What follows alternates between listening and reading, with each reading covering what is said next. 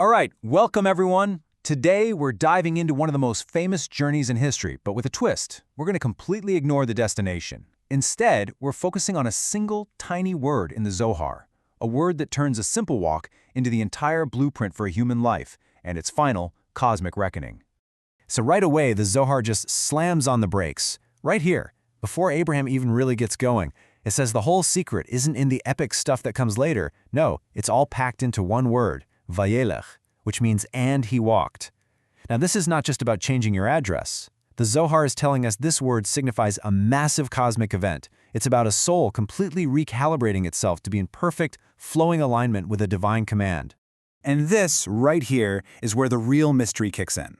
The text could have so easily used a different word. It could have said vayetse, and he went out. I mean, that makes perfect sense, right? God is telling Abraham to leave his country, his family, everything he knows. He is, by definition, going out from somewhere. So why does the Torah, and more importantly for us, the Zohar, insist on this specific word, vayelech? He walked. What's the secret they're trying to show us? Okay, so here's our plan. We are going to go on this walk with Abraham. First, we'll unpack the secret hidden in that one little word. Then we're going to explore the huge difference between two kinds of spiritual journeys. After that, we'll actually map out the cosmic operating system that's tracking our every move. And yeah, we'll have to face the music with the lifetime audit, but stick with us because finally we'll see how this continuous walk is the only thing that can truly change who we are, right down to our very name. You have to understand, in the world of the Zohar, there are no accidents, there are no synonyms. Every single letter holds an entire universe of meaning. So the choice between leaving and walking isn't just about style, it's the whole lesson. And what the Zohar reveals is that this one word change is the difference between making a single dramatic decision to change your life and actually embodying a continuous lifelong state of being in tune with that change. And here's the Zohar's big gotcha moment. Its killer question.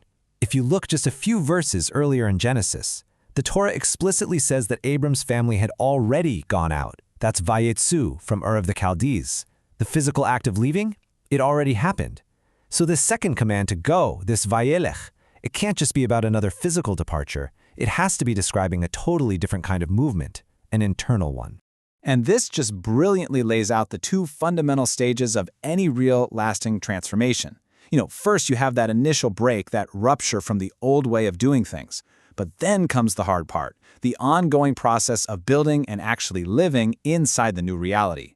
The Zohar is showing us that Abraham didn't just do one, he did both. So let's break this down.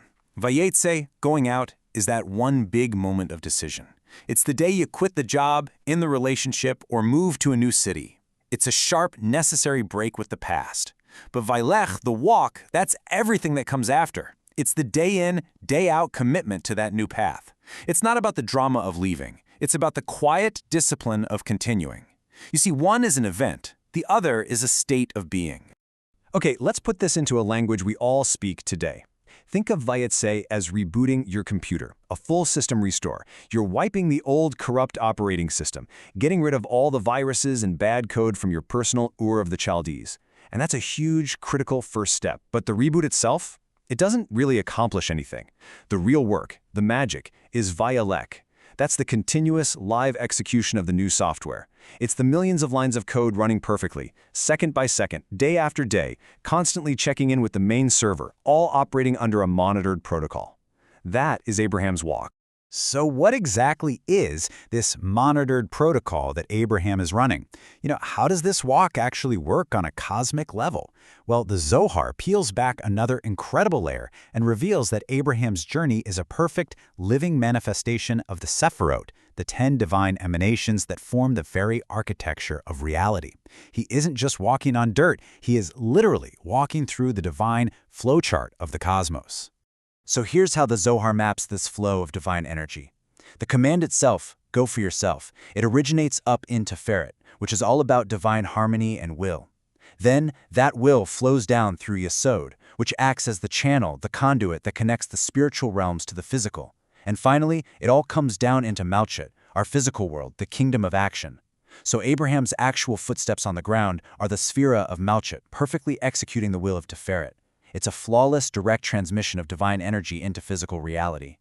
And you have to realize, this walk isn't happening in a vacuum. As Abraham walks, Every single step of pure obedience is actually generating a specific kind of spiritual energy. He is the patriarch of Chesed, of loving kindness, and his walk, this profound act of faith, is literally pumping that compassionate energy into the world.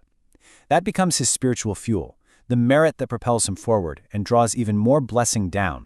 But at the very same time, there's another force in play. You can't have one without the other. For every measure of Chesed, there's a corresponding measure of Gevurah, which is strictness, discipline, judgment. The cosmic system isn't just nice and fluffy, it's incredibly precise. Every single action, every step is being measured and recorded against the original command. The Zohar is clear. Absolutely nothing goes unnoticed. And this brings us to the most awe-inspiring and maybe a little terrifying implication of Abraham's walk.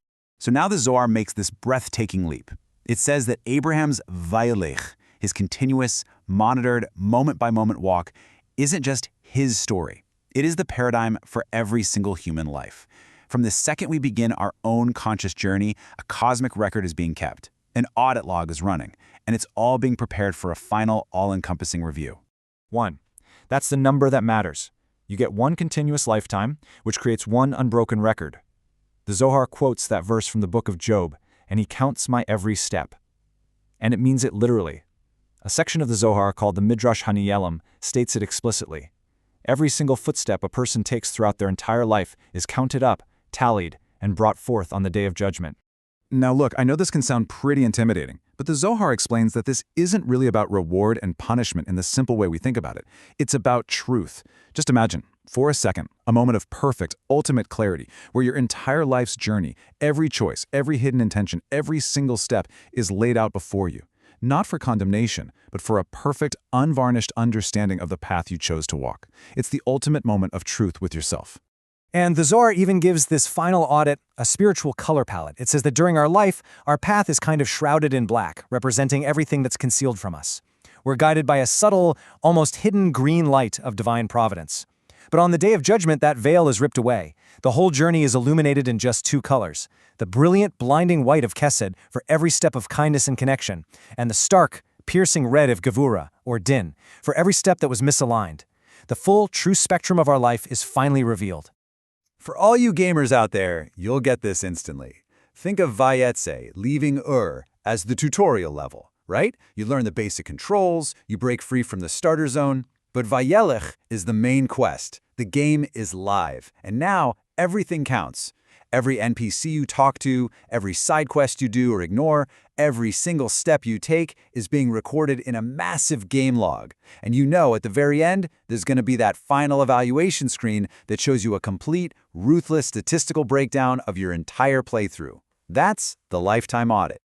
And for our engineers in the audience, the system has moved past the initialization phase. That's the Vayetze. It's now in continuous operation mode, the Vayelech. And this system, your life, is designed for 100% uptime and perfect performance. Every single process, every CPU cycle, every network packet is being meticulously logged. So the final system check isn't just a simple reboot. No, it's a full-scale forensic review of all the audit logs to determine if every single process, over decades, ran exactly to spec. So, if our entire life is this monitored walk, this cosmic audit, what's the point? What's the goal of it all? What is the ultimate result of a life that's lived in this constant state of Vayelech? Well, the Zohar shows us that the outcome is nothing less than a complete re-engineering of the self, a total, fundamental transformation of your identity. And this is one of the most powerful, mind-bending statements in the entire Zohar. Abram, the man who left was, for all intents and purposes, barren. Spiritually, physically, he could not father the child of the divine promise.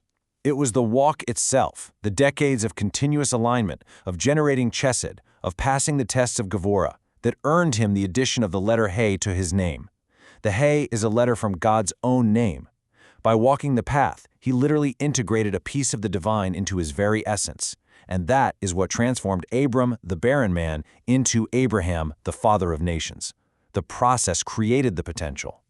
So in the end, the Zohar lays this ancient path right at our own feet. It forces us to look at our own lives. Most of us have probably had a Vayetze moment, a big break from our own past. But the real question is, have we committed to the Vayelech? Are we just kind of lurching from one dramatic departure to the next? Or Are we on a continuous, conscious walk, aware that every step matters? Because every single step is shaping who we are becoming. Thank you for joining us for this complete journey through the Pardes. We hope these ancient truths help you and your family improve your own dimensions this week. If you enjoyed this full chapter deep dive, please like, subscribe, and share which part of the journey touched your soul in the comments. We'll see you in the next chapter.